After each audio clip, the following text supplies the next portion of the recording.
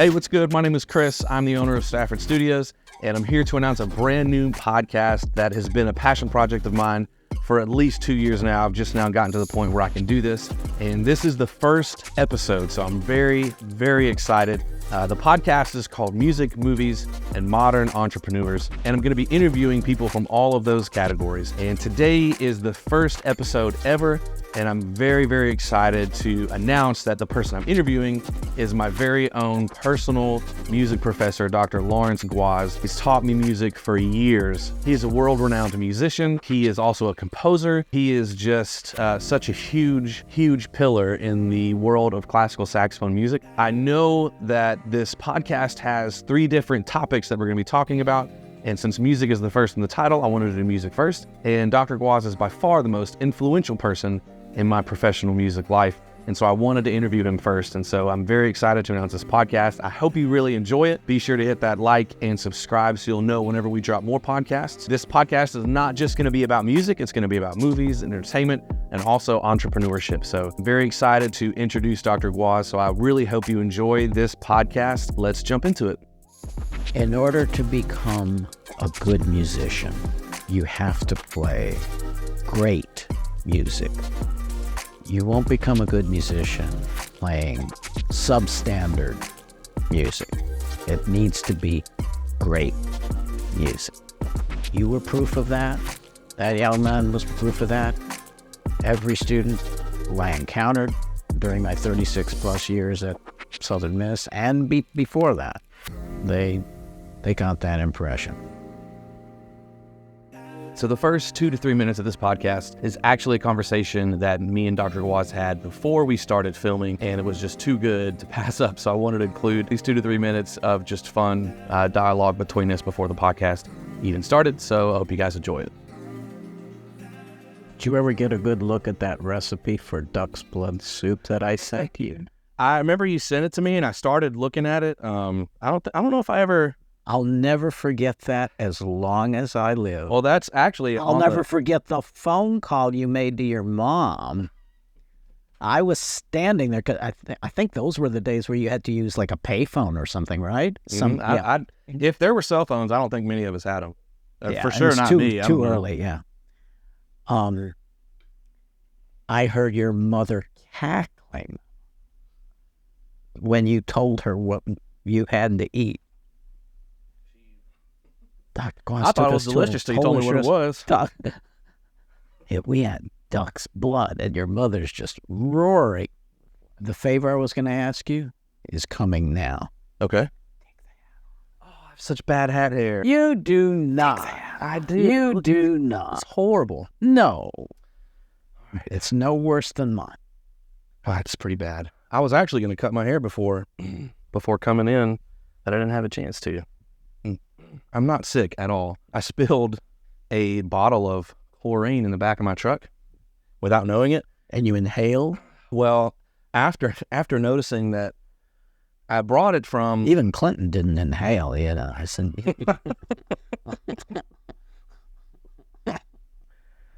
This is going to be a fantastic interview. When I brought it from the pool place and I didn't realize that it spilled. It's like, it's that kind of chlorine. It was it's probably like a 8 gallon thing of chlorine. So I got to the house, went inside for a couple hours, and then when I went to go back to pick my daughter up from school, I got in and I was like, oh my gosh, like someone's gonna die if they sit in this car for too long. And I'd spilled some in the back of my seat. It didn't spill a lot, but Are you talking tablets? No, liquid chlorine. Soaked into the seat, soaked all over a shirt. Why do you use liquid chlorine in you have a pool, I take. It's just an above ground, little simple pool. But why liquid chlorine? Why not tablets? Well, I think we do have some of the little tablets they put in the little floater. But that's just what the little pool place told us. It seems to work. We just use it. So anyways, I've been breathing in liquid chlorine for the past 3 days. It won't get out of my truck. So it's been like, my throat's been scratchy the past 2 days just because I've been... Yeah, that's not healthy. Inhaling chlorine. Well, I sprayed Febreze. I did everything I could to try to get the smell out. And on the way here, I was driving with all the windows down. You might have to get is it your truck? Detailed. You might have to get it detailed to get rid of that. I need something for it because it's whatever it's doing now is not working. So is there a name to this show? Or What I'm going to name it is Music, Movies, and Modern Entrepreneurs. Those are the three things I've been most passionate about the past 5 years since I went through all this stuff. Music is always first love. And I just love anything movies or cinema. And then I've really been into entrepreneurship. So I have a lot of people in my life that are small business owners. Mhm. And I've got a lot of people who enjoy movies and TV shows and filmmaking. And then I've got a lot of people who are music as well. So it's going to be kind of split into three, just people that I know that are either have to do with the music part of my life, the movie or cinema part of my life, and then the entrepreneur part. So you're the first. I said, if I'm going to interview anybody, it's got to be Dr. G. So, well, hello, everybody. My name is Chris, and this is the very first episode of Music, Movies, and Modern Entrepreneurs. I've got the icon of classical saxophone himself, Dr. Lawrence Gwozdz, first guest on here, but he has also just been a huge mentor and such a influential person in my life. And so I just wanted to meet with Dr. Gwozdz. It's been several years since we've met in person, and I just wanted to catch up and ask him questions and just kind of share the experience with you guys and the influence he's had and on my life, not just as a musician, but as a man, as a human. And so, Dr. Gwozdz, thank you for opening your home to this amazing shrine of awesomeness that is your house, and thank you for setting aside the time. And I'm sure there are hundreds of accolades I could, if this was a boxing match, I could probably, share all the accolades and accomplishments you've had, and we'll get into that. But I just wanted to formally say thank you. It's an honor to have you. And well, on gigs that I used to play, we always, at the end of it, would say, the pressure was all ours. there we go. There we go. Yeah, so for those of you who may not know, Dr. Gwozdz has been such a staple and pillar in the saxophone community. I'll let him kind of share, especially what stuff he's been involved in and kind of his journey. But he was my private saxophone instructor for many years throughout junior high, high school, and college.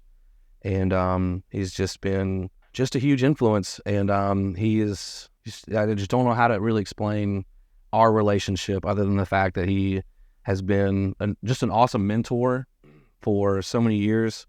And but he's world renowned. He's a musician, he's a composer, he's an instructor, he's done everything, and I'd like to let him kind of share his story and what he did and what he's done. But the relationship between us is that we met each other when I was young, and we can kind of share that story too. But Dr. Gwozdz, the floor is yours. Maybe can you kind of tell us in a nutshell, however long you need, or whatever you would like to say, as far as maybe how you got into music, or what kind of started your passion into music, and then we can kind of talk about, where you taught and things that you've done. Sure. Most people who know me pretty well know that I'm not a native Mississippian. I was born in Western New York, Niagara Falls, to be exact. Slowly we turned back then. And I was a late starter, comparatively speaking, on the saxophone.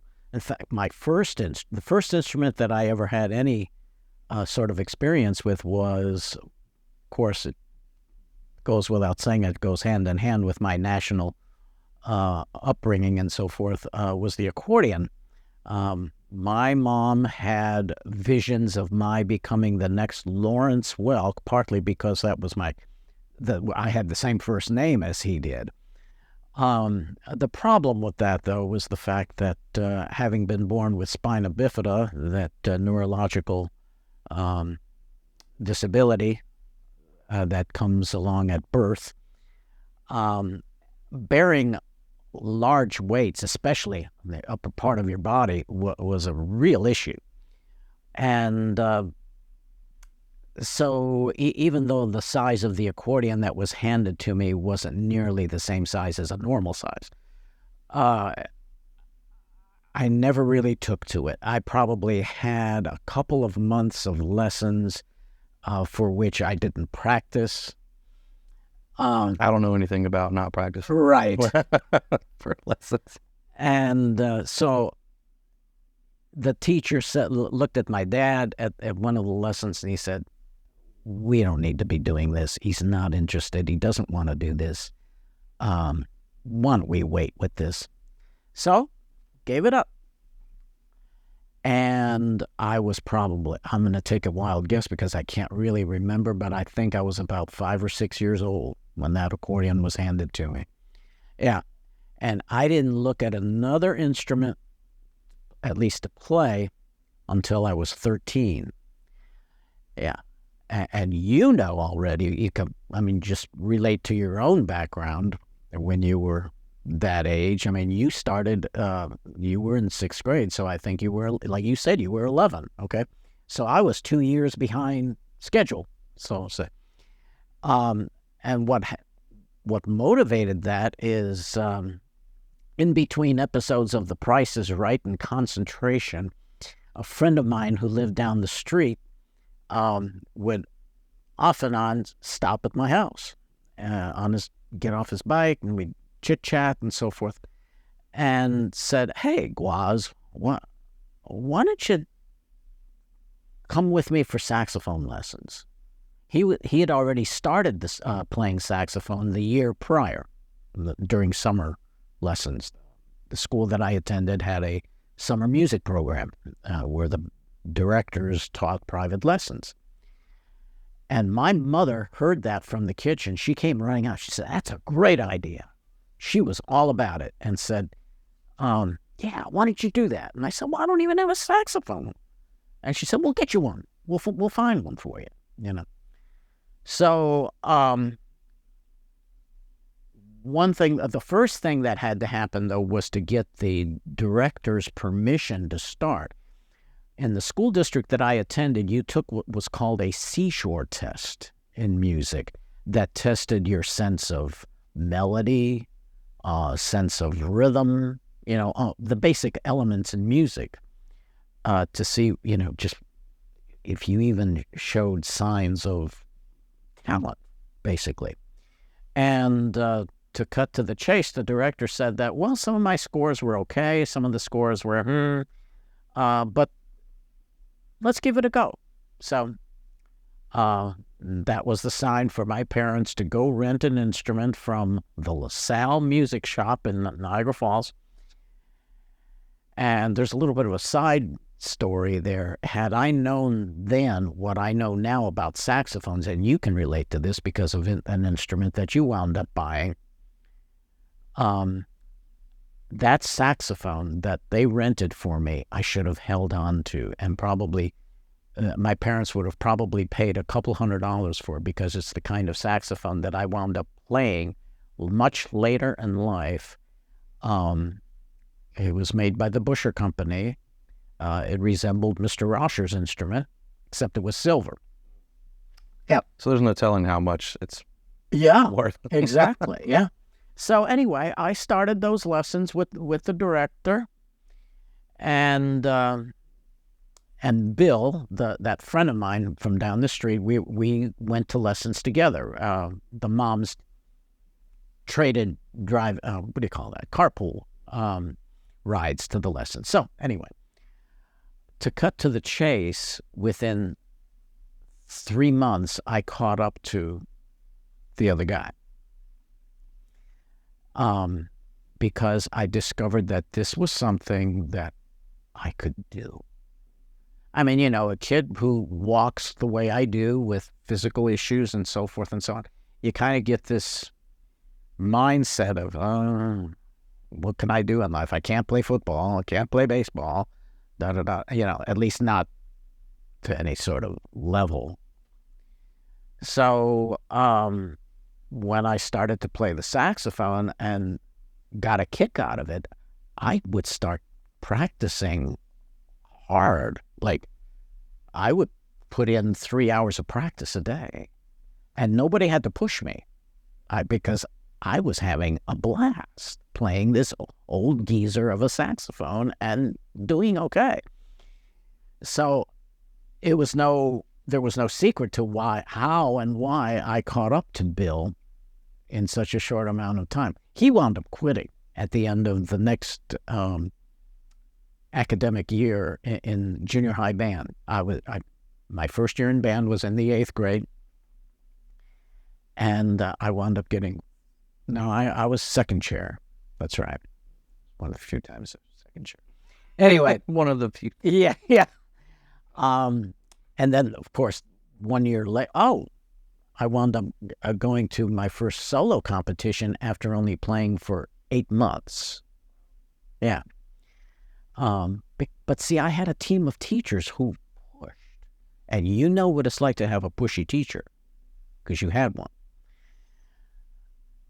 Anyway, so, yeah, and when we were preparing for that solo competition, I looked straight at my director, because it was during the Christmas break, and he was giving extra lessons. That's how industrious the music program was there. And I looked him straight in the eye, and I said, "I've got a question." He said, "Yeah, what you need?" And I said, "No, I had only been playing at that point between 6 and 8 months." I said, "What would you say if I wanted to do this for a living? Go to college, major in this, and all that kind of thing?"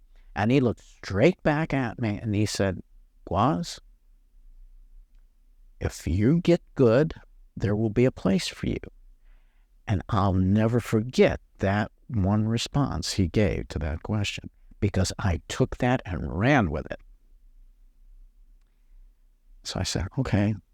So I said, "So the amount of practicing that I'm doing right now," he said, "Oh yeah, keep it up, don't quit." So I did. And yeah, so in the middle of that first year of band, which was 8th grade, there's this old man with a gold pusher saxophone, gold-plated saxophone, comes to my school to play a concert with an area pianist. And it's the first time I ever heard somebody play like this, serious music. Of course, you and I both know who that was.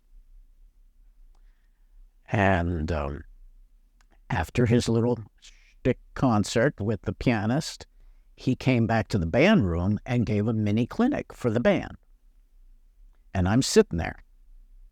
And he kept asking the band, like, "Does anybody have any questions?" You know, and no, everybody's afraid of this man. I mean, he was like, 7, he was in his early 60s already, still playing. And nobody wanted to ask. "Well, okay, then I will just tell you a little bit about the saxophonist," and da-da-da-da-da, and everybody's just scratching their heads, bored to death, So when the bell rang and everybody had to run to the math class or geology class or whatever they had to run to, I went up to him, bold as brass, and I said, "Pardon me, could I ask you a question?" "Yes." And I said, "I would like to know why you wear your ligature on your mouthpiece with the screws on the top, because mine goes on my mouthpiece with the screws on the bottom, right?" And his eyes just opened wide, and he said, "Why didn't you ask this before?" I mean, I was getting the royal chew from Mr. Osher. He doesn't even know my name, and I'm getting chewed.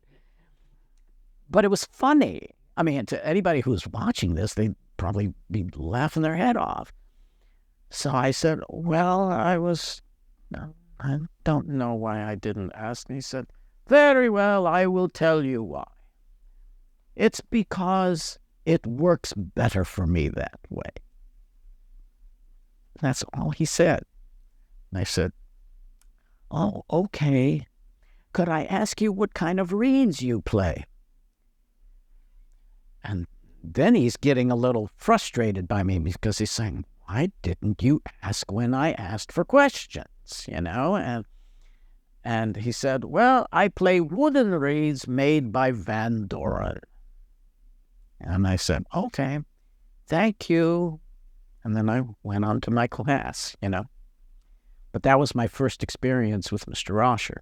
I was 13, and met him for the first time. And you don't forget situations like that, because he proved to be the most influential person in my professional career.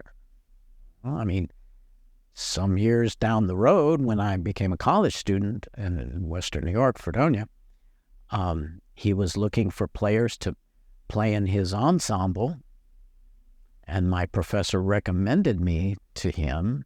I was just a sophomore. Yes, I was a sophomore then. And I was supposed to have gone to Mr. Roscher's workshop the previous summer, but I wrecked my dad's car the day before they were going to take me, no less. I had to cancel out of it. I don't know if you know this story, but yeah, I had to I've never heard of it. Yeah, I had to pull out of that because I was hurt. I'd suffered good whiplash. I went straight on into a phone pole with my dad's big Buick LeSabre. Yeah. Had I stayed home and eaten the dinner that my mom was preparing, as opposed to going to a Dairy Queen Burger King thing or whatever, I might have been... Story would have been different. Yeah, right. So when Dr. Wyman, my professor, recommended me for that position in the ensemble, Mr. Roscher said, "Oh, I know who that is. I remember him. We met a few times in Niagara Falls, and he was to come to the workshop this summer, but he had a car accident. Yes, let him come. Let him come." So, and those were the early stages of what became a wonderful, wonderful relationship, and very impactful relationship, as it turns out, because, as you know, most of my CDs are tributes to him in one way or another, by playing repertoire that he was responsible for being the source of inspiration to composers, and they're pieces that don't always get played by other people in the field. So, anyway, I should let you talk. No, that's wonderful. You've answered like 3 of the questions that I had, so that was Okay. That was great. Actually, on the way up here, I was telling Dr. Gwozdz before we started that I was listening to, I want to say it was the birthday songs for Birthday music. Yes. For Dr. Rascher.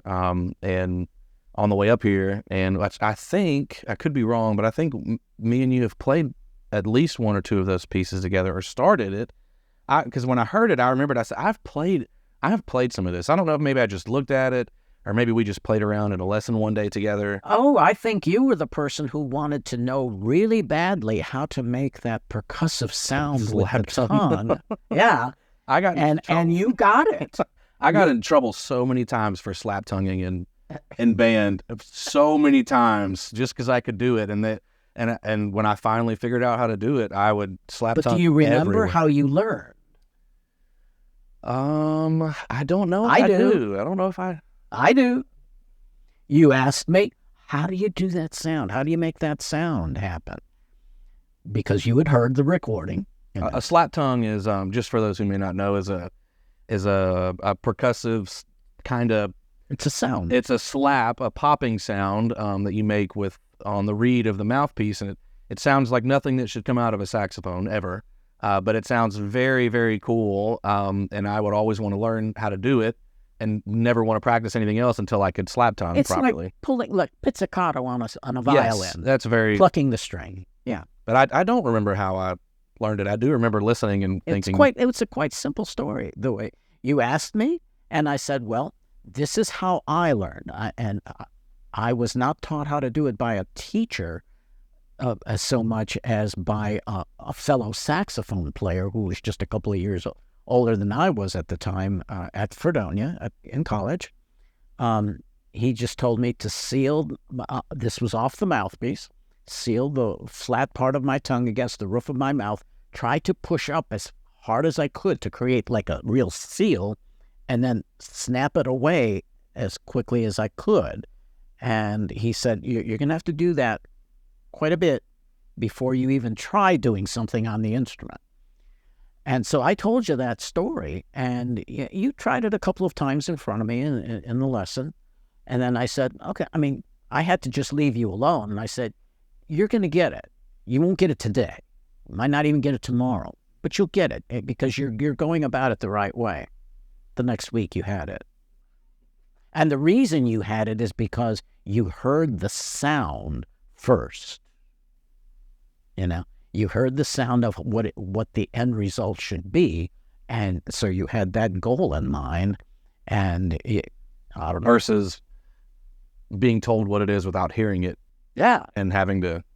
Yeah. I'm not sure where exactly this podcast will be posted to, but if it's like on YouTube, I'll post a link to the song that Dr. Gwozdz is referring to and that he played as a reference if anybody wants to listen to the song. It's very... That's the piece that I recorded with Stefan. I listened to that multiple times on the way up. I drove from the coast up to Hattiesburg. It's about an hour and a half drive. And but I listened to that just today, and it brought back a lot of memories. I'd get in trouble all the time for slap tonguing all the time, and when it was unnecessary, it was just I just learned it and thought it was the coolest. Here, I thought you were going to tell me you got into trouble for playing your parts up an octave. If not 2 octaves, sometimes I would always get in trouble. Especially in band.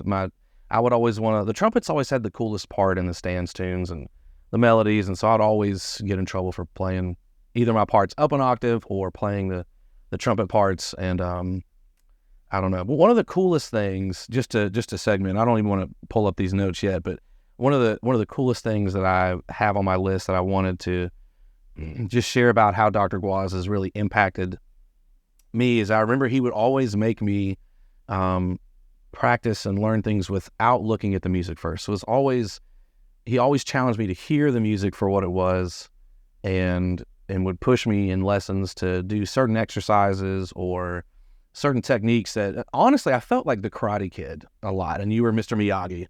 And, you know, Mr. Miyagi always had these cool, creative ways to teach Daniel-san. And in the time, you know, Karate Kid, Daniel-san was like, this makes no sense. What am I doing? And there were so many times I felt like that where he would have me practice certain things or do certain things. And at the time, I was like, this is crazy. What? You know, like, I don't understand why he's having me do this, or, you know, but then as I kept going, I realized that it was so much more important at the time than what I realized. And so he was developing a knowledge and a passion for music in itself, for hearing it, rather than relying on my eyes on the paper, whether it's written notes or... I have to correct you about one part of that story. You're right. Correct away, please. Well, you do recall the first time I ever heard you play. Yes, and that was one thing I wanted to talk.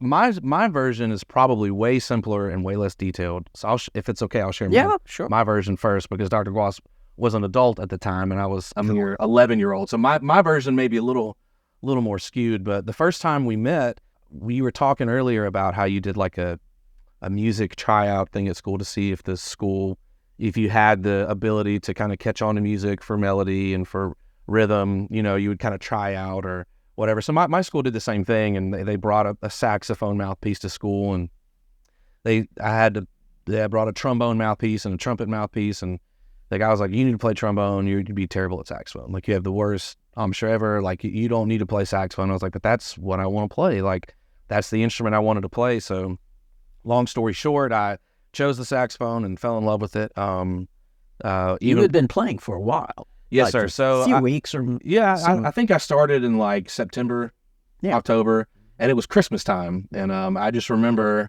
like, when I had gotten that saxophone, I just wanted to play everywhere. That's all I wanted to do was play. Partially, you know, because my dad had Pink Floyd, Crazy Diamonds on repeat all the time with that saxophone. So I'd fast forward the whole song to that saxophone solo. So I was obsessed with the saxophone. And so anyways, when I got it, and they were talking, the worship pastor at the time was talking about how they're doing a Christmas special or Christmas concert, and they were asking people, back in the day, I don't know if churches do this anymore, back in the day, they would ask people to come up and perform specials, and I just wanted to play. I knew the piano player for the church was the mom of one of my good friends growing up, and so I said, I really want to play this music. I really want to play a Christmas song. And she's like, well, I need music. I was like, well, I don't need music. I don't want music. I was like, I just want to play the song.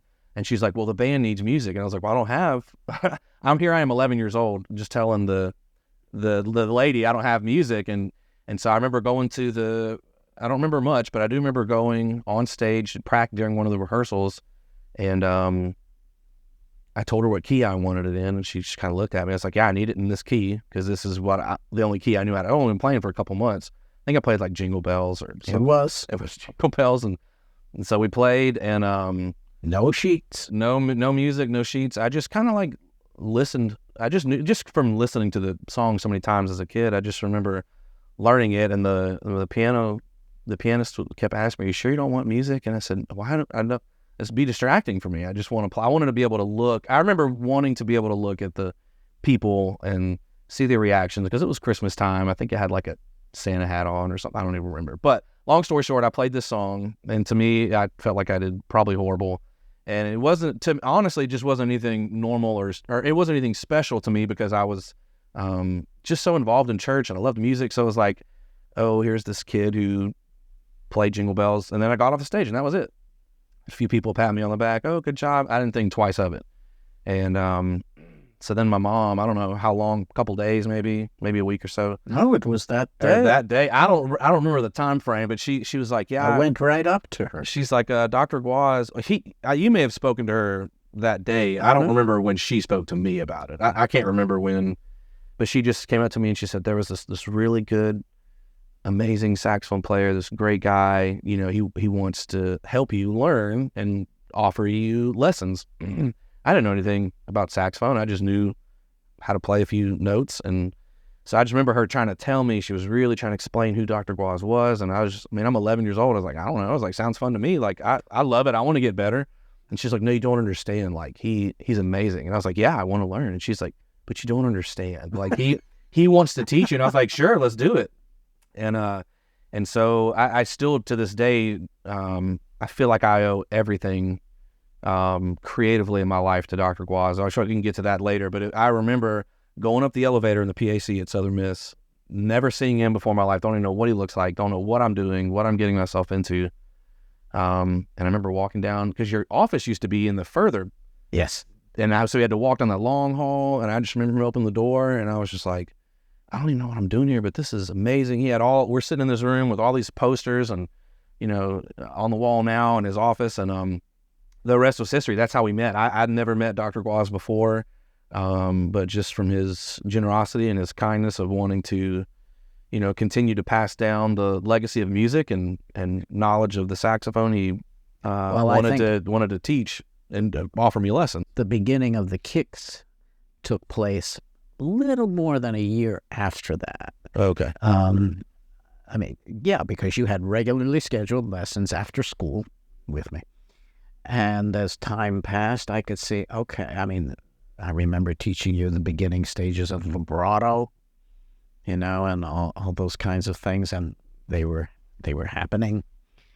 And before you knew it, we were talking about entering you in your first competition that involved not just playing 5 minutes or anything like that. You had to play, a movement of a concerto, a couple of movements of a Handel sonata. Stop me if I... No, that's right. It was... And then the real kick was you having to learn that violin piece called the B. Still one of my favorite pieces. Yeah. Of all time. You had been playing with me, at least. You hadn't been playing but maybe a year and a half, I'm going to say. And that was such a kick, because you walked in. By that point, you got a good saxophone in your hands and, you know, good equipment and so on. And you went in there and you showed them who the boss was when it came to that program. And there was absolutely no question. They awarded you first prize. And the funny part of that was that I stayed outside the room that you played in and listened through the door, because I figured I'm going to make him so nervous that he doesn't need me in the room. So I stayed out of the room, and our clarinet professor at the time was, I think, the room monitor. And he, when you were finished, he came out and just went, wow. I'll never forget that either. That was such a. And I said, "Did you like that?" And he said, "Yeah, who is that?" And I said, "Well, that's Chris Stafford. He's from Oak Grove." Oh, I said, "Yeah, he's been taking lessons from me for last year." Really? I mean, his eyes were just like popping, like, whoa. And so, of course, your judges were just blown out of the water, like, because they could tell how young you were and playing what you wound up playing. And, I mean, that was a first big step. And then the next year we added stronger music to your repertoire. And I think I never really understood the level of difficulty a lot of the songs I was playing, just because I was always surrounded by you and your college students, and it was just a normal thing. It was just a normal, like, I never thought of myself as, you didn't know what difficult meant. That's probably a fair thing to say. It was just normal for me to go hang out with, college music students and Dr. Gwozdz, and it was like excellence was the standard. And so I just kind of fell into this routine of being around wonderful musicians and difficult songs. I never thought that anything I did was difficult, but I would listen to some of other Dr. Gwozdz's students and what they were playing and recordings of his. And so I think that's one of the biggest reasons of why I just enjoyed it so much, is I never really realized, like, other people would say, "Wow, Chris, you're so young and you're playing such hard music," but I never thought of myself that way. I never looked at it as I'm young and playing all this hard music. It just was normal. Like, I don't know, like when I tried out for Lions Band my freshman year, I didn't even know what Lions Band was. And I remember them calling. You thought they were in a zoo. Yeah. I had no idea. I was like, "Hey, Dr. Gwozdz, this is Lions Band." He helped me pick songs. Every audition I did, sometimes we had to, due to time restraints, we had to, cut pieces, so he would always help me pick great audition sources that would kind of show off the technical side and then the musicality side of it. And anyways, he helped me get some music together, and they called me back and they're like, "Yeah, you got a first year callback." I was like, "That's cool." And I went on playing, and my mom was like, "No, like, you got first year callback." And I was like, I didn't know what that meant at the time. I didn't even know. And Dr. Gwozdz was just, he'd always, push me to never take for granted what the opportunities were, or that opportunities I would have from playing music. And so Dr. Gwozdz did a great job at helping me realize over the years just how important it is, not necessarily to be the best, but just to give your best. And every lesson I ever came into with him, there were times, especially in the summer, where I'd walk in and he'd say, "All right, so what'd you practice?" And within a matter of seconds, he could tell whether or not, before I even got my horn out, what I had practiced and what I had gotten better at. And there were times where he was like, "All right, I can remember him being like, well, it's obvious we're not going to get much done today. We're going to call it." And, but that's the type of leadership and accountability I needed. And so it was just such a, looking back on it, it's crazy, because I went to Fredonia as a seventh grader. Well, I don't think I was in eighth grade yet at the time. It was the summer before eighth grade, but it was a saxophone workshop, and you jumped into a van with like 6 of us. All these college students. I don't even know what my parents were thinking, but they was like, "Hey, they're going to New York." I'm like, "Sign me up, I'm going." Like, Dr. Gwozdz was the only, besides my parents, was like the only family, and his students and the just the program that he had at Southern Miss. It was the only thing I knew. Like, I didn't do sports. All I did was practice my sax, and every free chance I would get, I would go to Southern Miss and hear him conduct the sax chamber orchestra, or listen to quartets. And so I was just this little scrawny kid from the outside who was just obsessed with all of the saxophone environment and culture that Dr. Gwozdz had created at Southern Miss. And so it was just that's all I knew. I just wanted to be around it. So when the opportunity came to go to New York, which I didn't realize at the time, but that's where Dr. Gwozdz was from Fredonia and from Niagara Falls. It was just such an amazing experience to go. And at the time, I didn't. Why did I pull you into that? I mean, there's one important piece of information that, I mean, what did you go for? To study with and hear Yeah, The the Rasher the Quartet. Rasher Quartet, yes. Yeah. And so that's one thing that I don't know. Dr. Gwozdz was always great at trying to get me to see the bigger picture, and not just in the music, but in life, in everything. And so I had this amazing opportunity, which even looking back on now, I still don't understand the magnitude of the opportunity of, of all the opportunities I had studying under Dr. G over here. But we got to go listen to the Rasher Quartet, and they had a workshop. It was multiple days long, and I got to sit in with these, some of the best saxophonists in the world, and be a part of a sax orchestra and do exercises with them, and learn things, but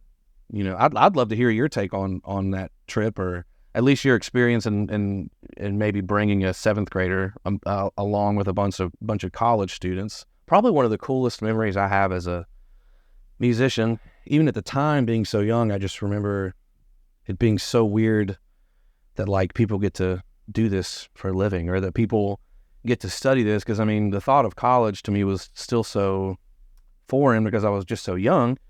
And so just being around all these older students, and as a matter of fact, you look just like this. Dr. Gwozdz is pulling out the relics now. Oh Yeah. man, that is an oldie. Yeah, they needed to hear what this guy had to say and do at that point in his life, and introducing you to that kind of an experience was important.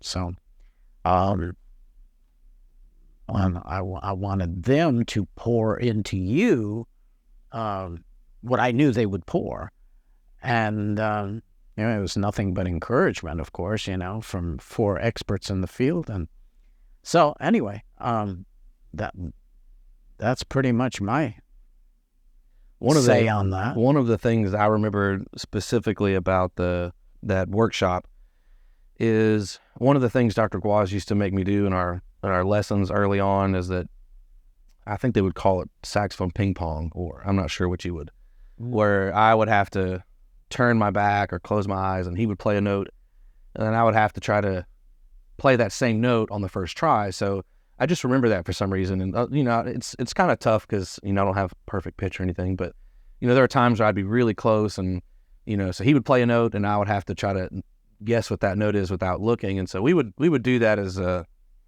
when I was younger, we did that. I remember fairly often. I could be wrong, but I remember it was something that I enjoyed doing, and it was a good challenge. And so we did that at the saxophone workshop in Fredonia.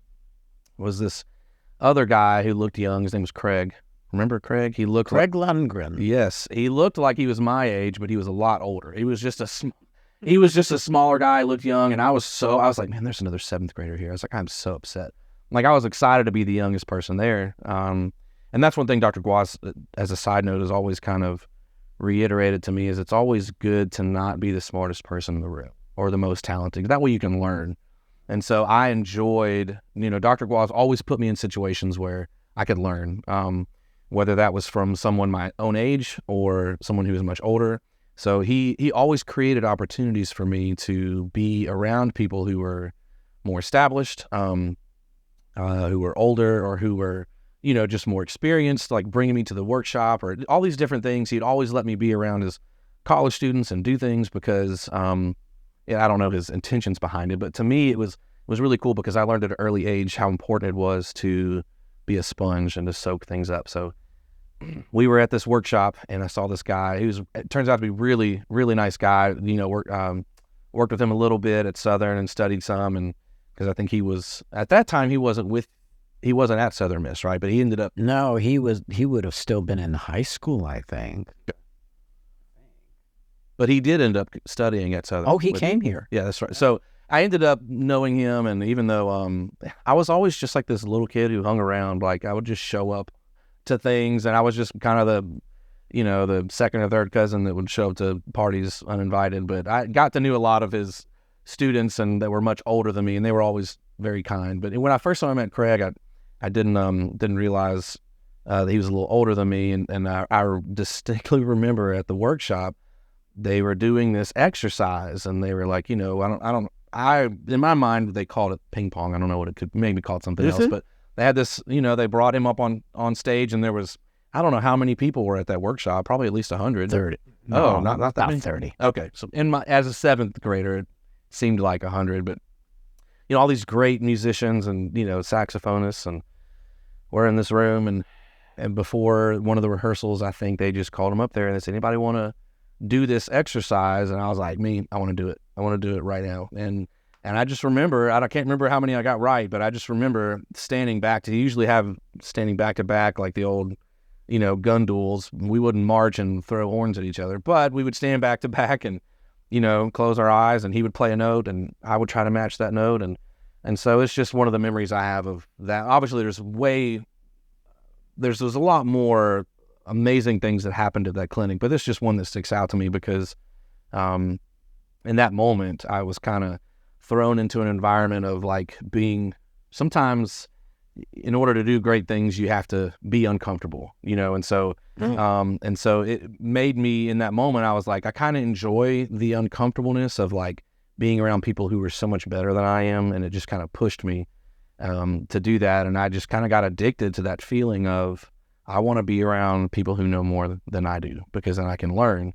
And so, I don't remember how many of those notes I got right, but I do remember, and remember just getting a few pats on the back and maybe a thumbs up from Dr. Gwozdz, or, just like, hey, good job. You stepped up and did it. Even if it was just a very elementary exercise, but at that moment, it was kind of a staple. I can remember thinking that, I like this feeling of kind of going above the expectations and doing things that most people my age probably wouldn't want to do. And I'll let Dr. Gwozdz elaborate on that, but that's one of the notes I have here is as a quote, that you can't be great and comfortable at the same time. And that's one of the things that Dr. Gwozdz always pushed me to do, is to not necessarily be the best. I can't remember ever one time that he ever said, you have to be first, or you have to be the best, or, if you're going to disappoint me if you're not. But it was always, he knew that I was capable of more. So Sure.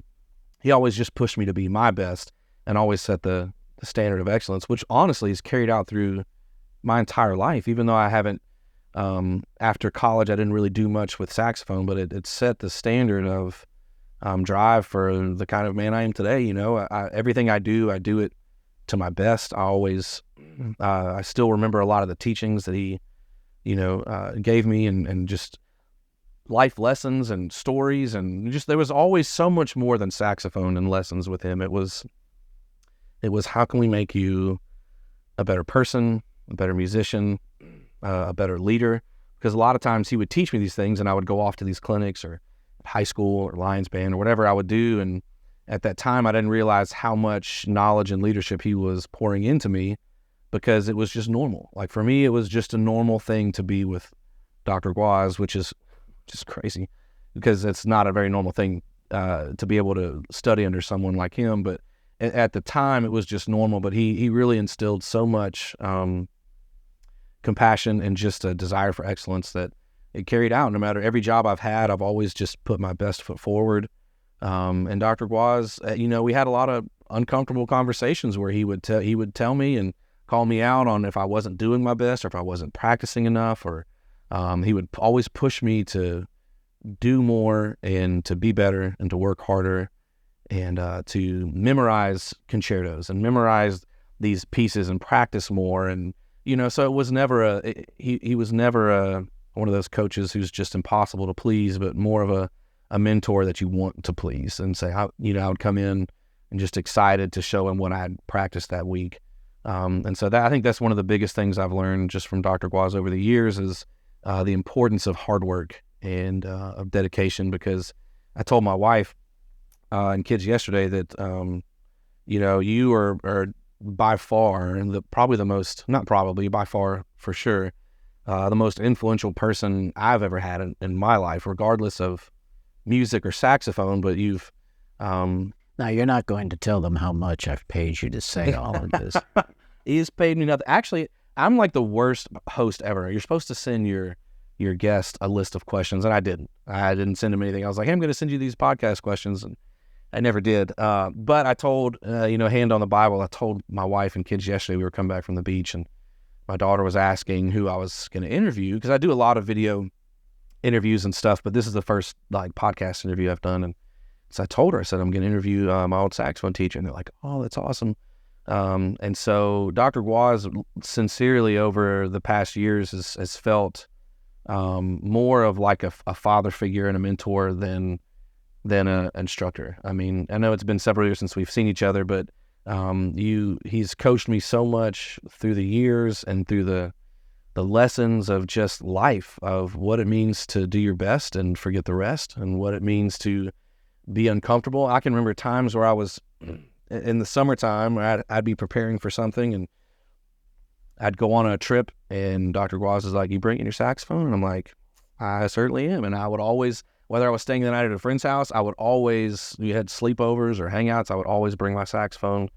Family vacations, I'd bring my horn, and I'd practice because I knew that he saw something in me that I feel like, I didn't want to let him down. Not that he ever said that I did, but I always wanted to work my best. But honestly and sincerely, everything that I've learned from you, Dr. Gwozdz, even the music in itself has kind of poured into the worship leader side of what I did in the ministry, just the desire for excellence and how to lead people and how to understand music in general and theory. And, you taught me so much about theory before even reading notes. I remember the first several lessons we had, it was no music. You're like, no music. We're going to understand what it means to listen to music and to hear the music. And so just the appreciation of art in itself, I just learned so much from you, and it trickled into every aspect of my life, playing the piano and leading worship on the guitar. And I just had a desire to learn all these other instruments. So it wasn't just a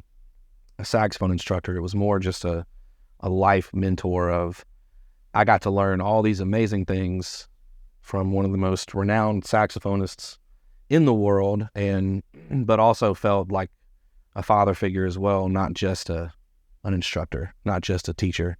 And so I just wanted you to know that you really have impacted my life. And I feel like a lot of the good qualities that I have came, not just from my parents, but from you, demanding excellence, but demonstrating kindness at the same time. So you knew what I was capable of. And there are a lot of times I still go back and think of those lessons that you've taught me. And, I was trying to teach those to my kids. And so I just want to thank you for all the things you imparted to me, not just the saxophone techniques and the time. Obviously, you dedicated, invested so much time into me as a musician, but, you could have easily just, had those lessons, done the check marks. All right, we're done, close the door. But you were always more interested in me than you were in my abilities on the saxophone. That's how I felt. And well, during those years, you probably never knew this or were never made aware of this, and that's the fact that you were an experiment for me. I've mentioned his name several times through this time. Mr. Rosher, during the workshops that I attended, that he presented, would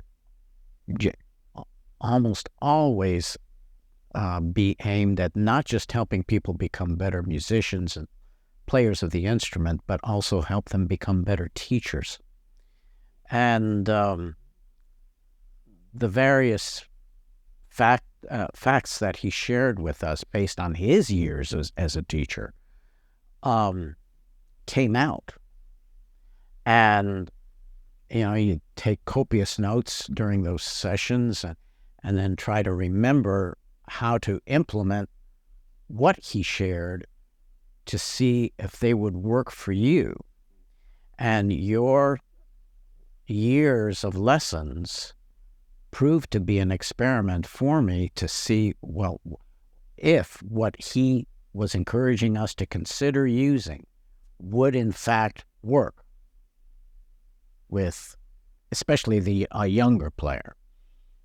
And inevitably they did. So it was, like I said, it was an experiment to see if I could really follow suit on what he handed down to me to see if it would work with you, and they did. So, yay for that. Well, that's very cool. I appreciate you sharing that. I mentioned something a minute ago, and then I'll stop talking because I really want to hear more from you. But I mentioned earlier how I kind of felt like the Karate Kid, and that, you know, Mr. Miyagi always had Daniel to look at the situations differently than what they were. Like, don't just look at it as painting the fence, how it was, you know, these different metaphors. But that's one thing that I spend so much time with Dr. Gwozdz, and learning that when I would go other places, I hate to say with normal people, but with normal people, the things that I would do, they would look at me and say, why is your ligature, you know, on the top rather than on the bottom? Like things that he mentioned before, or, you know, geez, you play on a 3.5 or a 4 reed, or, you know, why are you soaking your reed in water? Or why are you warming up playing nothing but overtime? Why do you play such an old instrument? Yeah, why is your instrument 100 years old? There were so many things that to me were normal that other people, it helped me stand out, not in the competition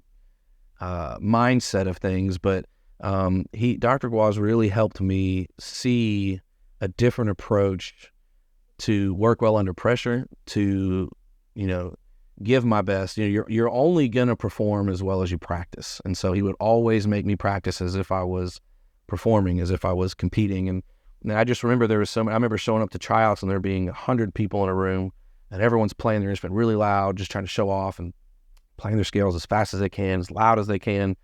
And that's where we had to warm up for, you know, mostly public clinics or competitions or anything. And I can just remember I'd always pick a corner in the room, and I would just start on low B flat, and I'd play that joker as loud and as long as I could, not to overplay anybody, but just to focus on my embouchure, my warm up, my mentality of, you know. And I was always known as the guy who would just stand in the corner and play low notes and hold them as long as I could. And everybody else was playing fast and showing off. And I wasn't trying to have that reputation, but, you know, Dr. Gwozdz always, you know, held me to a higher standard of, you know, when you go to a competition, you want to dress your best. So I ended up wearing tuxedos or suit and ties, and, you know, so I just learned so much. And looking back on it, it was such a cool way of teaching.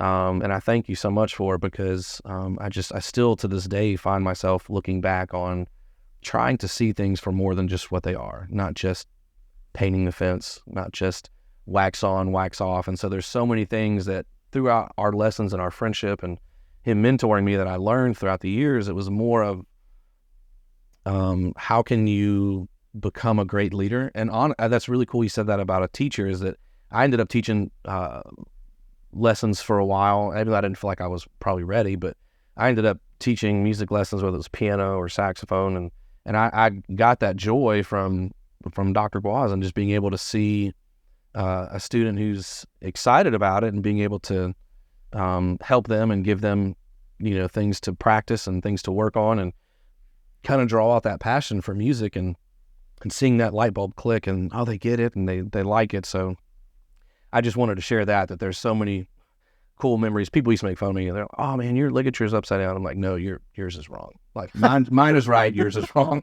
And there's so many memories I have of that. So and I'm just thankful, Dr. Gwozdz, for your creativity and your unique way of you know, creating an atmosphere in your office where, you know, come as you are, but we're going to make you better. And, you know, it's just such a good mindset that a lot of people these days don't really have. There's not a lot of instructors or students that are, you know, as blessed and as fortunate as I was to truly to study under someone who really, really cares about you and, you know, wants what's best for you. And so I just wanted to take a minute to make sure that you knew that's how I felt.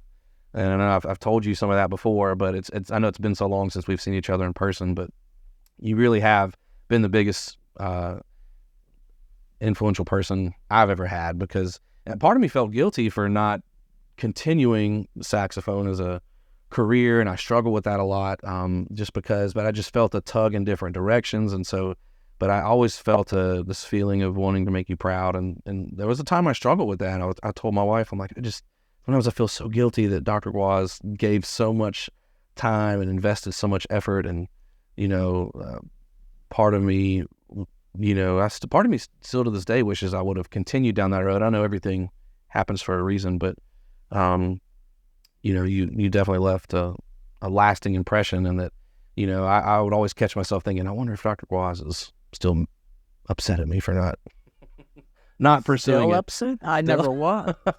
Well, there you go. See, I mean, I was disappointed when you made certain decisions, but, a teacher, I'm speaking in very broad, sweeping terms here, a teacher has to know,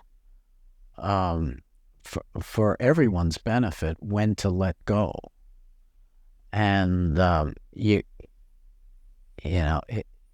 your life is not my life, and my life isn't yours, obviously, either. So you know yourself better than I do, or than I did. So, a teacher's disappointments about this or that happenstance is small potatoes compared to what comes about as a result of those decisions. So, do I realize that I could have made you into or could have helped you become, a professional saxophonist or a professional teacher of the saxophone? Well, sure, but that wasn't meant to be. Because if it were, it would have happened. It just would have. So, and by no means are you the only person to have made such decisions, So, it's just part of life that we all have to experience. So what was, as a performer, and it may be hard to pinpoint, but do you have a favorite live performance or memory of a performance that you've done?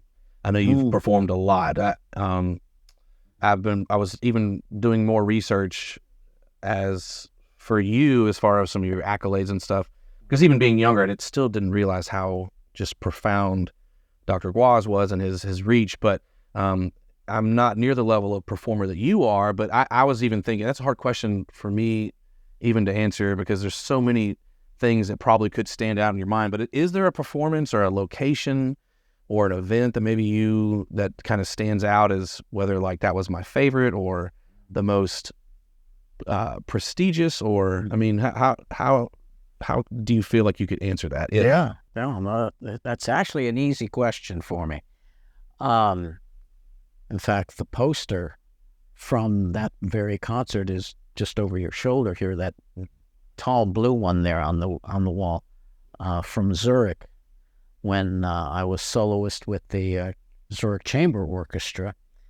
That performance actually came about as a result of, there's another poster, and there it is. Well, can't see it on the camera, but it's behind. I'm going to get some shots. When we're done with this interview, I'm going to take some pictures, video of some of the posters, just so that you guys can see how many amazing. Those two concerts are related to each other, because even though they're about 2 years apart, that one led to that one.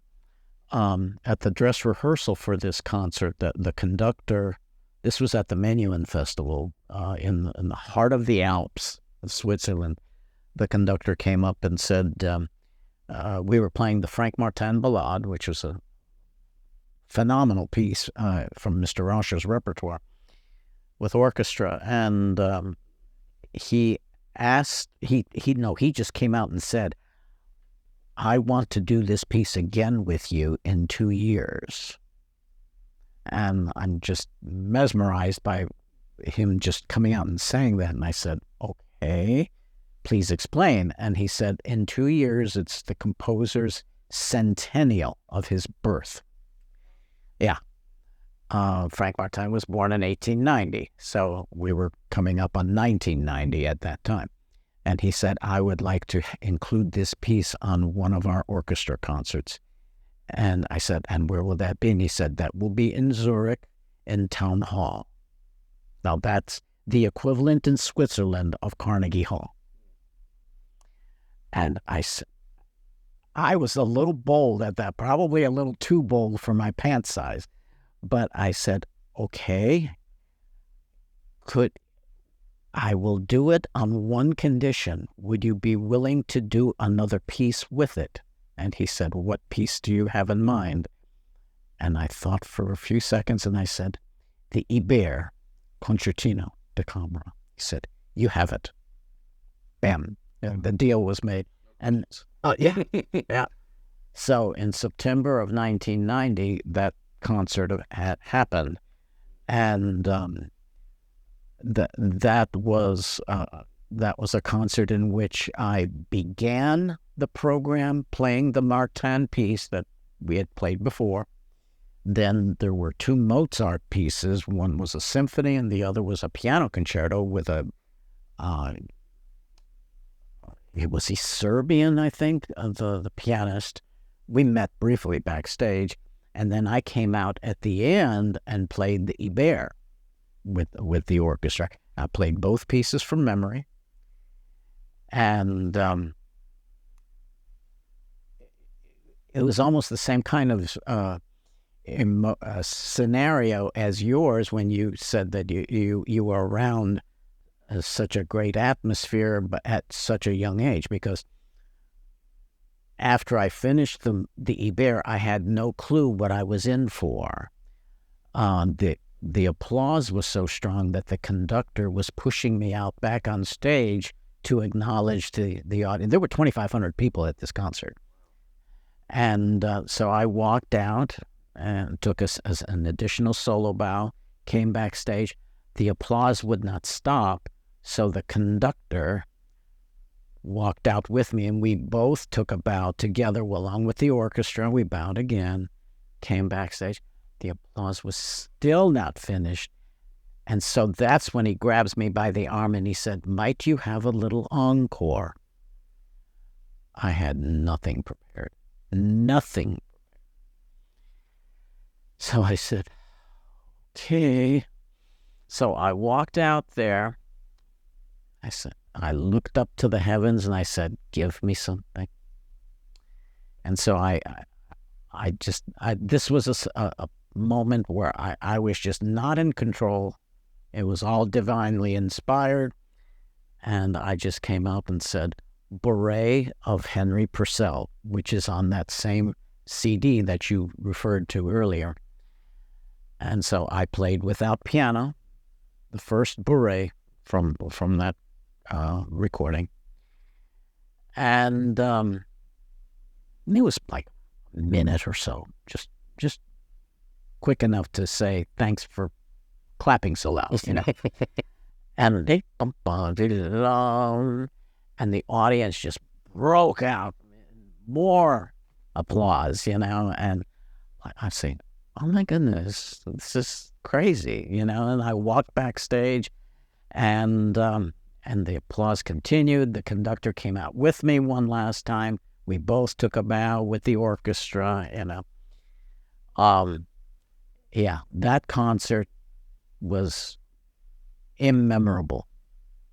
Yeah, because that was my first experience of having people like it to that extreme. You know, it was kind of like one of those moments on America's Got Talent. They throw flowers on the stage. Yeah, oh, for sure. Yeah, oh, yeah. I had a bouquet at the end. That's amazing. Yeah. I remember that poster in your office. Mm-hmm. I can remember a lot of these posters. I can remember, Mm-hmm. you know, I don't remember every single word that was on them, but I can just remember like it's such a flashback of memories. But I do remember the blue one. I always remembered the cool artwork and crosses or, you know, rectangles on the bottom. I can remember that. Never really understanding the importance of that poster, but that's a very cool story. And I'm glad you shared that for sure. So cool. A few more just quick questions. Do you, I know you've had several, I don't know how to say, has several recognitions. Is there ever an award? I mean, we talked about your favorite performance and maybe, you know, but was there ever any type of recognition or award or prize or anything that you've been gifted as a musician that's kind of like the most proud, like I received this, or for my hard work and dedication toward? Well, the university on rare occasions would come out with, like you're a star in terms of performance activity and all that sort of thing. But I didn't expect a question like this, but I can answer it, though. This is why you give your guests questions. No, that's okay. That's okay. Actually, I'm about to receive something that falls into really the question that you're asking about. In November, I'm getting on a plane to go back home, actually, to Niagara Falls, because my high school has made the decision to induct me into the high school's Hall of Fame. Yeah. And that, Niagara Wheatfield High School in Western New York, most people don't even know where that is, what school that is, where in New York is it. But I do know where it is. It's a school that at that time boasted a music program that was enviable. First clarinetist in that band was such an artist that when she was a year younger than I, and in her senior year, the band director asked her to play the finale movement of Tchaikovsky's Violin Concerto in a band transcription at the biggest, most noteworthy band and orchestra conference in the country, in Chicago, the Midwest. And I took clarinet lessons from her for 2 or 3 years. She was just unbelievable. And so this is the kind of school with a music program at that time that people knew about, at least in the state. People knew about Niagara Wheatfield High School. So for them to want to put my name on a plaque or whatever they're going to do, I'm about to find out at the beginning of November. But and some of my relatives from the area are going to go with me to the dinner, and all that. But I'm not alone. There are about 4 or 5 other people who did various things in life. Like one of them is an Army colonel, kind of thing. Yeah. So different kinds of people there.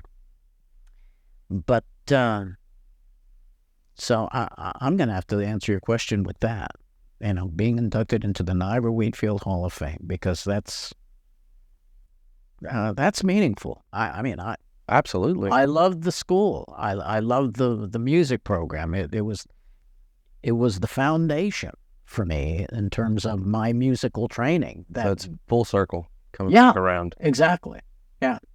So I've always heard that sometimes people who have achieved great levels of influence or recognition, that sometimes their hometowns, that can be harder to leave an impression, or I could be wrong, but a celebrity of your status, you may be able to correct me, but a lot of times, sometimes I've heard stories or interviews that sometimes the people who they feel like they're least accepted or least welcome when they come back to their hometown. So to me, hearing that your hometown is honoring you and elevating you, that's such a cool thing to hear. That's amazing. Very cool. If there's... You're going to play now, right? Show what kind of a teacher I am. Hey, you know what? On the way over here, I was like, I should have brought my saxophone.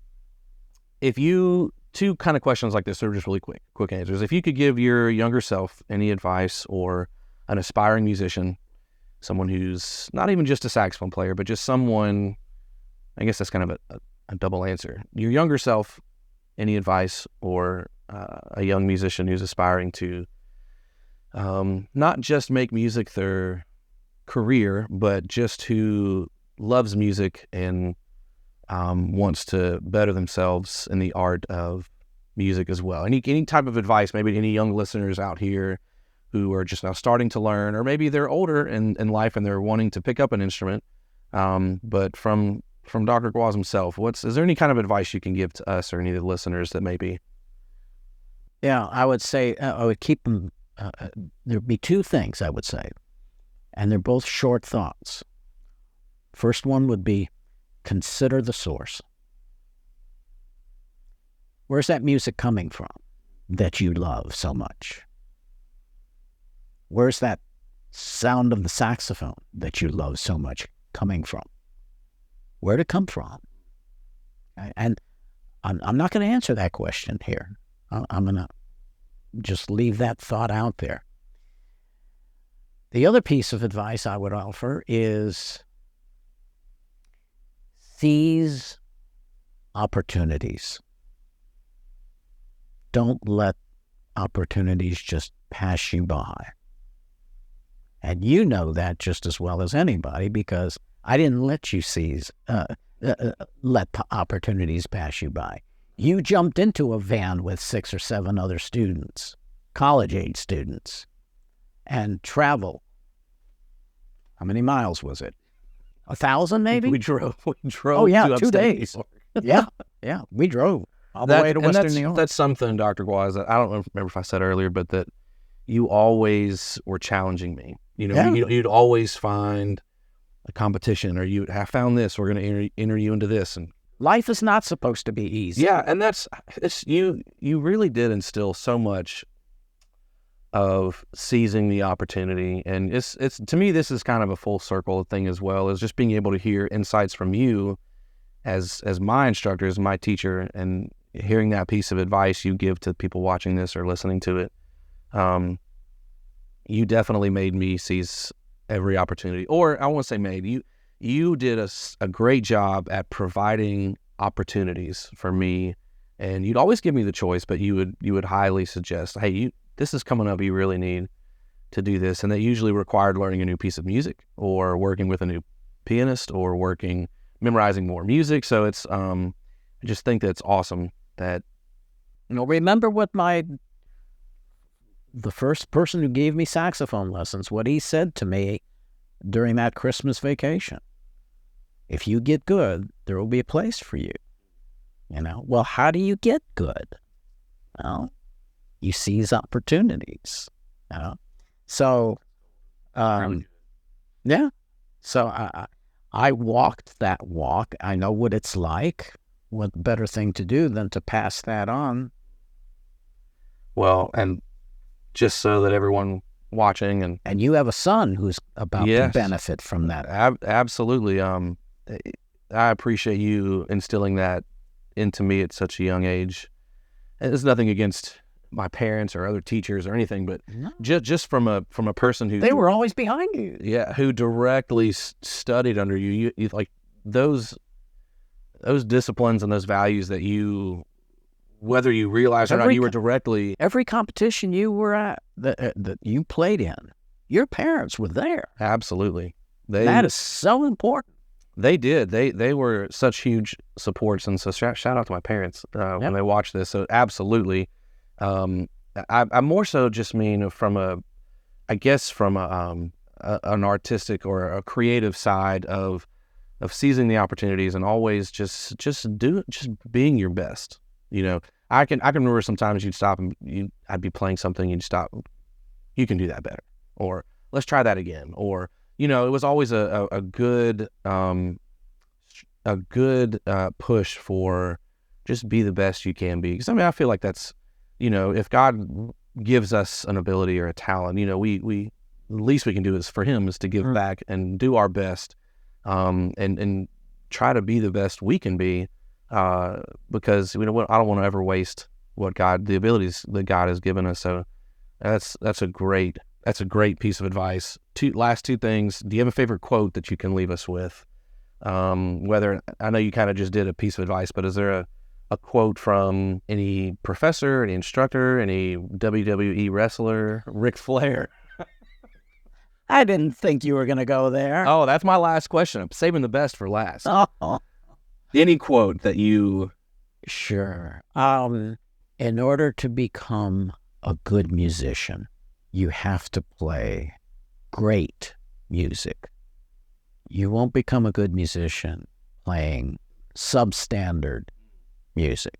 It needs to be great music. You were proof of that. That young man was proof of that. Every student who I encountered during my 36 plus years at Southern Miss and before that, they got that impression. Well, Dr. Gwozdz, why won't you teach us those Joplin rags? Why won't you let our quartet play those Scott Joplin rags?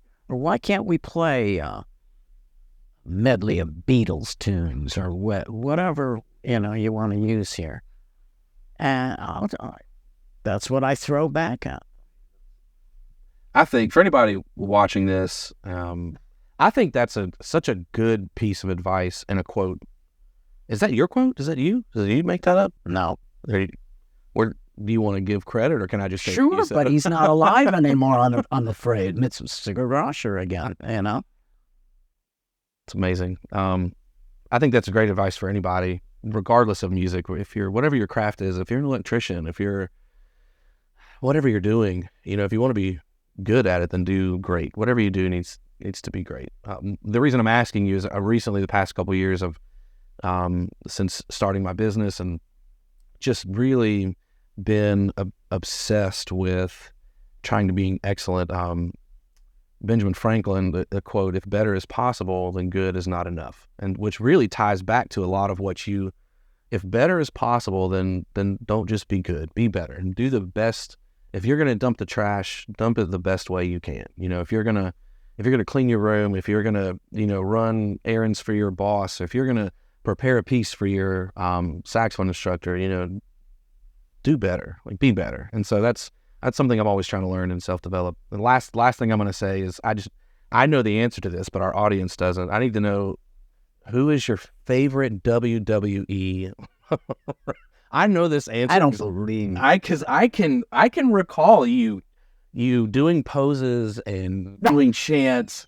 And look, there is hold on 1 second. This is still recording, but it's going to be great. I'm going to need, before I even show this. Oh, no. Dr. Gwozdz, I need to know, before I show. That was given to me. You know that. I didn't buy that. He bought it. I did not buy that. I didn't. Who is your favorite? But this was one of my favorite memories of Dr. Gwozdz, is that if you know him and meet him and see him, or if you don't know him, you wouldn't really picture this legendary musician as a WWE fan, but he is on it, and that's one of the funniest memories. Something, I actually make no apologies for that anymore, because of something that I think maybe 2 weeks ago on a Saturday morning, I had the Today Show. I like to watch the Today Show and then drink my coffee in the morning. I had the Today Show on. It was on a weekend, probably a Saturday. One of their really active, you see him on television all the time doing news reports. His name is Joe Fryer. I don't know if you watch NBC at all. If not, it's okay. But he's one of their, he's out, covering this story and that story and that story. Anyway, he happened to be at the desk that morning on the Today Show of Saturday. And I don't know, the other two on the team turned to him and they said, "So Joe, I don't know, they asked him some question. I can't even think of what it was."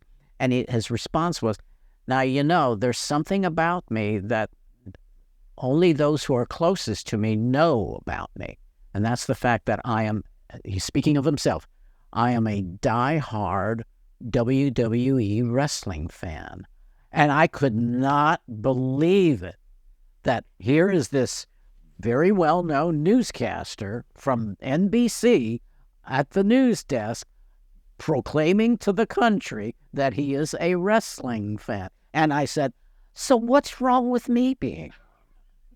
If somebody like that, Do you follow the new WWE, or is it just absolutely? I'm in front of the tube every Monday night at 7 for 3 hours. It's a 3-hour show now. Do you know Logan Paul?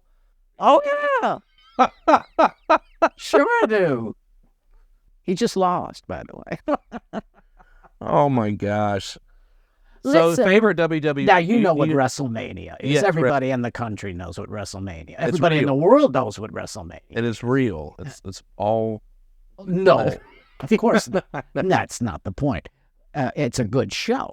Oh yeah, absolutely. So, but WrestleMania, when I was still teaching my studio knew the first Sunday. Usually, it was the first Sunday of April of every year. It was hands off Dr. Gwozdz. Don't you dare schedule your junior or senior recital on that day, because he is going to be at home. No, he was not coming in for that particular day because it's WrestleMania Sunday. We would have WrestleMania parties here. I mean, I would make the pizza. We would lay out the chips and the dip and chicken wings. You know, you name your typical Super Bowl food, you know, that kind of thing, you know. And people would bring things, and we would all be parked in that room back there on the floor, on the chairs, on the sofas. And, oh, yeah. Yeah, I mean, it was almost a spiritual activity, you know, every April. And I have news for you. You had no way of knowing this. You know what SCO was, right? Remember that group, the Sax Chamber Orchestra? We were this close to being asked to play at WrestleMania in New Orleans. They called me because I sent them a package of materials. We had already made our 2 CDs, so I sent Vince McMahon, the head guy of WWE, sent a package on behalf of SCO saying, listen, you're coming in April to our neck of the woods here. We'd be more than happy to play the national anthem or America the Beautiful, you know, whatever introductory music they would want. That would have been so cool. It would have. They called and talked to me with so you've got this saxophone orchestra down there. I said, yes, I did. Just for people who don't know, quickly explain that's something that you've really built from the ground up when you started there. At this university, the Saxophone Chamber Orchestra. Maybe explain what that is. Well, the name of the group is actually a hyphenated term, Sax Chamber, which refers to the kind of mouthpiece that we all used, what you used when you were my student, Sax Chamber Orchestra. It was an 11-member group, sometimes a little larger depending on the music we were playing, but generally it was an 11-member orchestra, 2 sopranos, 4 altos, 2 tenors, 2 baritones, and a bass. And we would put on yearly concerts, actually semester concerts. We would tour. We played national conventions, music conventions at times. And so there was an established reputation here of that part of the studio. We played at the World Saxophone Congress, in fact. Yeah, so. It's an ensemble of just sax. Yes. Purely saxophones. And we have CDs out, 2 CDs out. One's called America Remembers. The other one's called Parabolically Bach. Okay, so, yeah. He knows what that means. I could be wrong. I think I played... Well, I know that I was in... when I was studying at Southern, I had to play in the... You popped into some rehearsals. Yeah, I did. But I played in a group. I don't know if it was the Sax Chamber Orchestra. Maybe it was a different group. But I remember playing the Barry Sax in... Quartet. The quartet. I remember wearing a snowman outfit. Oh, no, that was SCO. That was the orchestra. It was Christmas time. Yes. I just remembered as you were talking about. Oh, you were hilarious. I remember that. You looked like you were in a body cast. I went to Walmart and got a wired snowman outfit and punched a hole in it and punched holes in my arms, and all you could see was the saxophone, big baritone saxophone mouthpiece going into that slit.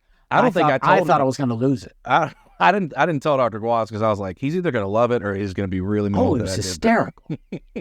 Anyway, sorry, back to the WrestleMania. So you guys, what happened to not being able to? I never heard back. There was no follow-up afterwards, you know. And I kind of tried to initiate follow-up. Like, so are you still interested? And I would never get calls returned. And it was just one of those situations where, well, maybe if he if we just don't acknowledge him after a while, he'll forget about us. And after a while, I got the message that, well, clearly, if they're that interested, they would be reaching out. But oh yeah, that would have been so phenomenal to play that show, because I've never heard that story. Yeah, I know you didn't. When I announced it to the group, I said, "You've got it. I can't tell you exactly why, but you need to reserve April, whatever that date was, because there's the possibility of an important concert for us." And Eric Fry, who's now the band director in Pace, St. Louis, he looked straight at me and he mouthed the word. And all I did was acknowledge him with a head nod, Oh, that's and amazing. I said, but there is this possibility, but it's not set in stone yet. But you need to save that date in case it happens. I can just remember you yelling Ric Flair and all these. I had to show this before we stopped. That's not Ric Flair. I know this That's is not Ric Flair, but This was a Christmas gift from one of the students. but it's just sitting in the corner here, and it's fantastic. I just had to, the passion is real. The passion is real. No. And Dr. Gwozdz, thank you so much for taking the time to sit with me. I know I talked a lot, but it's just it's very special to be able to sit and talk with you and hear Especially about wrestling. Well, not wrestling, but just to hear you explain some of these posters and talk about, there's some things that you've shared with me today that I didn't know about, how you got involved in music and with Rasher, and it's just such a it's a very humbling experience to just sit and catch up with you and talk about how you've impacted the saxophone community and how you've impacted my life. And I'm sure there are countless other students that could sit here and tell a bunch of stories of all the wonderful things you've done. So I thank you for your time. I'm going to put links to his music on Spotify and any articles you guys would like to read. He's just got a ton of accolades. I wanted to read this as we close. I took a screenshot of this earlier and I thought it was great. This is off of Wikipedia. It says, Gwozdz's Carnegie Hall debut was described as, in Musical America, as an extraordinary performance of contemporary music with the kind of timbre Adolphe Sax most likely had in mind, always with subtlety and taste. So that's, for someone to leave, that type of stamp on the world, on the music world, is just amazing to be able to sit and talk with you. And it's been an honor to study under you all these years, to be a friend. It beats a pile driver, doesn't it? Yeah. I love it. So once again, thank you to Dr. Gwozdz. Thank you for the listeners. Please go check out his music. I understand he was telling me earlier that he's not necessarily one that posted the music to the accounts. I think it's the publishers or the owners or whatever, but I'll post links. The CD companies, but it is beautiful. The whole hour and a half ride, I was just listening, just to get in touch with my inner Gwozdz and just get in the zone. So please go listen to his music. I really would appreciate a subscribe, a follow, a like, anything. Show Dr. Gwozdz some love for his time here and just for all that he's done for the saxophone community. So if you enjoyed this, please let us know. Dr. Gwozdz, thank you again for your time. Pressure was all mine. Yeah, the pressure was all mine. Thank you for letting me take up your time. Well, thank you so much for tuning in, and we'll be back hopefully with another episode. Next time, I'm not sure who I'll be interviewing, but I wanted Dr. Gwozdz to be the first person that I do on this podcast. Like I said before, just because he's been single-handedly the most influential person in my life that's carried through as an adult, besides my parents. But it really means a lot to sit and talk. So thank you again. And now a word from CityCard. Now a word from CityCard. Y'all have a good one. Thank you so much for tuning in, and we'll catch y'all next time. Thank you.